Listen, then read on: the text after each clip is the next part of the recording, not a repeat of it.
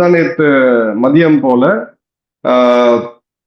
அங்க இருக்கக்கூடிய ஒரு அணு ஆயுதத்தை கையில் வச்சுட்டு இருக்கக்கூடிய பாகிஸ்தான் ராவல்பிண்டிக்கு பக்கத்துல நூர்கான் ஏர்பேஸ் மேல இந்தியாவோட ஏவுகணை தாக்குதல் அவங்களை கொலை நடுங்கி போக வச்சது, ஒரு பெரிய லெவல்ல ஸ்தம்பிச்சது.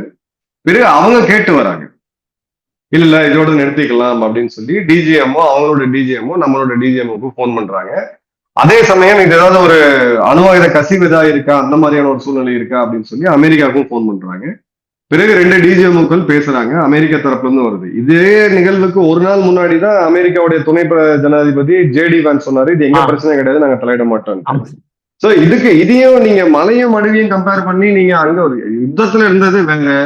ஒரு காலகட்டங்கள்ல என்ன மிலிட்டரி அப்ஜெக்டிவ், கார்கில் யுத்தம் அப்படின்றது பாகிஸ்தான் ராணுவம் அத்துமீறி இந்தியாவுக்குள்ள நுழைஞ்ச அந்த மலைப்பகுதிகளில் பிடிச்சு வச்சது. அன்னைக்கு பிரதமர் வாஜ்பாய் அவர்கள் கொடுத்த பொலிட்டிக்கல் அப்ஜெக்டிவ் என்னன்னா, அவங்கள விரட்டி வெளியில விடுங்க, அவங்க பாகிஸ்தானியர்கள் இங்க இருக்கக்கூடாது, ராணுவ நடவடிக்கை மூலியமா அவங்கள அடிச்சு துரத்துங்க அப்படின்றதுதான்.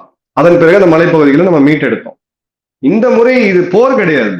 இது நீங்க மீடியாவை உட்காந்து 24 மணி நேரம் போர்னு கத்திக்கிட்டு அப்புறம் போர் நிறுத்தம், இது போர் நிறுத்தம் கிடையாது. ஃபயர் அப்படின்றது சீஸ் ஃபயர், போர் நிறுத்தம் அப்படின்றது வேற. இது ரெண்டுத்தையும் நிறைய இங்க என்ன பிரச்சனைனா, இங்க எல்லாருமே டிஃபென்ஸ் கரஸ்பாண்டா இருக்கிறதுனால அங்க புரிய மாட்டேங்குது. இதோட சூழ்நிலை வேற, அதோட சூழ்நிலை வேற.